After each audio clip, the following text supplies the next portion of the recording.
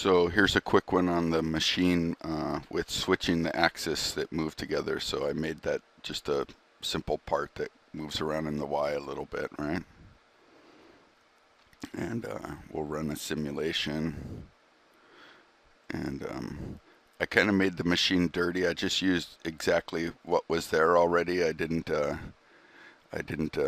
recreate the STLs. So there's gonna like that gap there on the bottom. All I did was take that, which was down here, and move it up and flip it on the top of there. So, you know, obviously if you're doing it for your specific shop bot, then you would use its parts and you would have to configure the base to work right. Anyway, so we'll simulate that and we'll look at how it moves now. Down, and then in the Y, now these two parts move together for the Y moves, and all this is doing is going back and forth in the X, right? And I think that's what you asked about doing.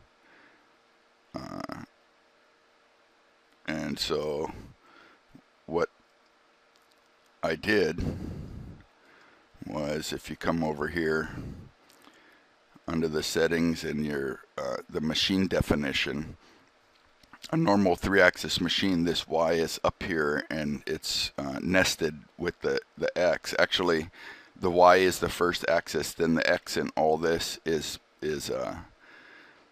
nested underneath the Y. So in the simulation, those move together. Then the Z is over here and it moves by itself. These round balls here, these are the STLs that are defined for each part. So what moves when the X axis is told to move? The X base and the table.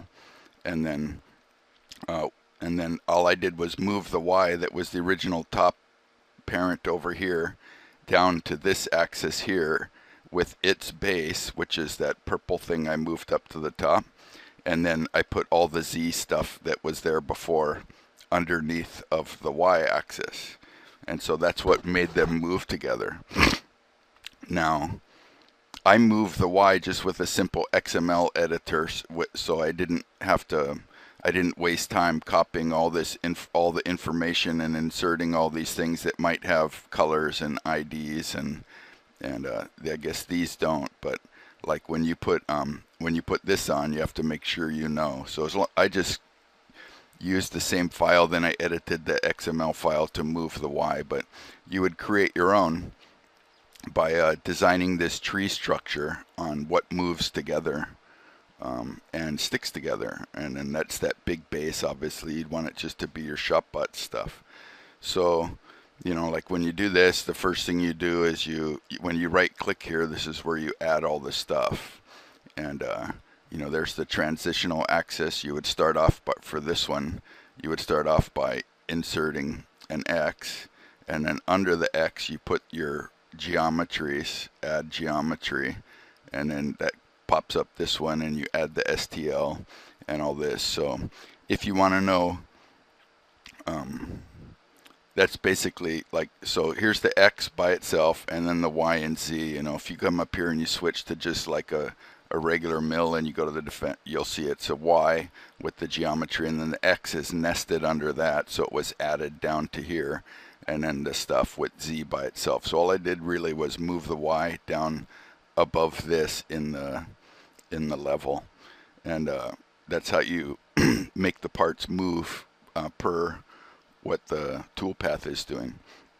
How do I know? You know, and then the easy way, if you want to figure it out, is just get one of your machines, like a simple 3-axis machine. This is the default Bobcat 3-axis. This is the STL I made that moved that STL top, the Y base up on top of the Z. But if you just want to know how it all works and what's moving what, you could just open up all those STLs from one of the actual existing machine files. Oops, wait, I wanted to merge now so they all come together.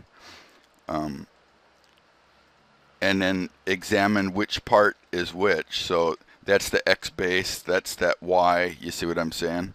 And then merge again. There's the Z spindle. So now just with those three things right there, there's your X, your Y, and your Z. Um, that lets me know, okay, when I go to review that other file, I know exactly which portion is controlling this particular STL right here. And I can go, oh, so if I have my machine defined in these separate pieces laid out like this, then I save out each piece right where it goes as a single STL, and I give it a name, and then I know exactly where the Z, how to build the Z in the tree because I see it built in another one, you know. And then you nest them together for what moves with what part, and then that's basically how to build a machine in the new machine editor. Anyway, talk more if you have any other questions. Okay.